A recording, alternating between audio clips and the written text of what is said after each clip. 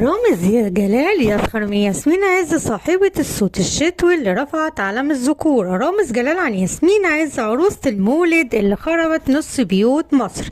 وياسمين عز تكشف حقيقة إجراء عمل التجميل في رامز نيفر إند.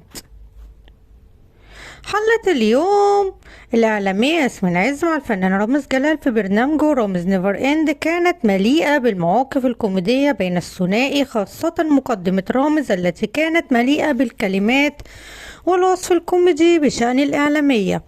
وقال رامز في مقدمة البرنامج: معانا النهاردة عروسة المولد اللي خربت نص بيوت مصر وخلت الرجالة تمردت على ستاتها، وهي المزة صاحبة مبدأ اتسهنتي وتنحي هتنجحي. وأثناء استضافتها وجهت لها الإعلامية كارلا حداد سؤالا: هل أجريت عملية تجميل؟ وردت ياسمين قائلة: لأ، ده رباني والجمال من عند الله.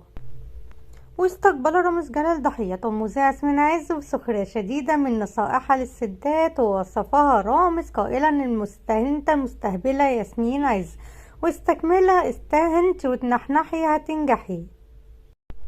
وقال رامز عن ياسمين عز ببرنامجه: 11 سنة وانا معاكم وتحملت طريق النقد واشواكه، جايلنا النهاردة مزة عملت لنفسها نظرية اتنحنحي هتنجحي. ومعانا النهاردة عروسة مولد خربت نص بيوت مصر وخلت الرجالة تمردت على ستاتها. ومين اللي هيقول لجوزها يا استاذ رونالدو مين اللي يتفرج عليكي؟ ورضا عبد العال ما يعرفكيش. معانا المزة ياسمين عز. في الحلقة السابقة وقع الفنان أحمد السقا الضحية الثانية في برنامج رامز الذي يحمل الاسم والذي يذاع حاليا على شاشة MBC مصر، وتصدرت حلقاته الترند بسبب مشهد أكله الثعبان. وخلال الحلقة حينما ذهب أحمد السقا لمطعم الطائر فشل في معرفة مذاق البليلة، وسخر رامز جلال منه قائلا: متعرفش البليلة ازاي؟ ده انت حتى راجل زملكاوي. وكشف أحمد السقا خلال الحلقة أنه خسر من وزنه 12 كيلو. ويقع عدد كبير من مشاهير الفن وكرة القدم، منهم نقيب المهنة الموسيقية مصطفى كامل ومحمد فراج وبسنت شوقي وشيماء سيف ونسرين أمين وهنادي مهنا وإيمان العاصي ووفاء عامر ومحمد فؤاد وأمير عيد وأحمد حاتم وغادة إبراهيم.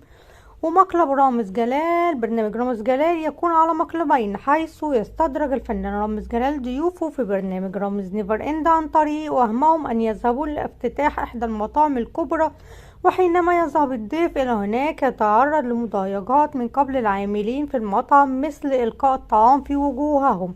أما المقلب الثاني فيأتي كالتالي: دعوة الضحية إلى مطعم طائر، وأثناء تواجده على ارتفاع عالي يحدث المقلب الآخر، ويبدو أنه يتم إيهام الضحية بأن هناك عطلا في الآلة، وبعدها يدخل الضيف في حالة فزع وخوف شديدة مع كثرة اهتزاز المطعم.